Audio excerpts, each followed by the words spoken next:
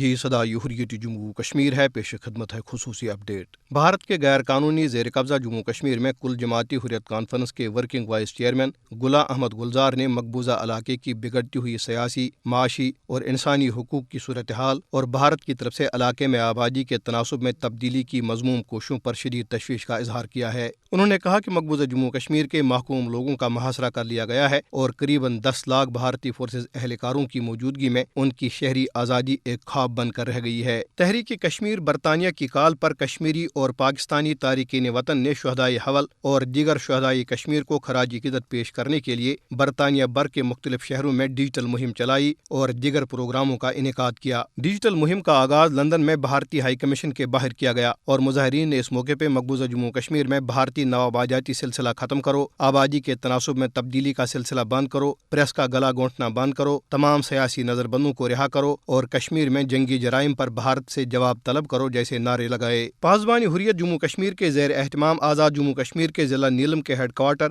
8 مقام میں بھارت اور اسرائیل مخالف ریلی کا انعقاد کیا گیا۔ بھارت کے غیر قانونی زیر قبضہ جموں کشمیر میں ایک بھارتی فوجی نے سری نگر میں خودکشی کر لی۔ اس تازہ واقعے سے جنوری سال 2007 سے مقبوضہ جموں کشمیر میں خودکشی کرنے والے بھارتی فوجیوں اور پولیس اہلکاروں کی تعداد بڑھ کر 503 ہو گئی۔ بھارت میں صحافیوں کو راشٹریہ سویم سیوک سنگھ کی حمایت یافتہ بھارتیہ جنتا پارٹی کی حکومت کی کارستانیوں کو بے نقاب کرنے پر ہندوتوا قوتوں کی طرف سے بڑے پیمانے پر دھمکیوں کا سامنا ہے۔ خصوصی اپڈیٹ ختم ہوا۔ نریندر مودی کا بھارت جسے مودی شائننگ بھارت بنانے کا خواب دیکھ رہا تھا اور اپنے عوام کو سبز باغ دکھا کر دھوکہ دینا چاہتا تھا، اب کھلے عام دنیا بھارتی حکمرانوں کے جھوٹ، مکر و فریب اور ڈرانے دھمکانے کا خوب نظارہ کر رہی ہے۔ نریندر مودی جس نے بھارت کو تباہی کے دہانے کھڑا کر دیا، مودی کی ناقص اور انتہا پسندانہ پالیسیاں دنیا بھر میں بھارت کو رسوا کر رہی ہے۔ ایک طرف بھارتی کسان مودی کی ظالمانہ پالیسیوں کی وجہ سے مہینوں سے بھارتی حکمرانوں کے ہوش و حواس پر سوار ہیں، اور دوسری طرف کرونا وبا نے بھارتی حکمرانوں کے جھوٹے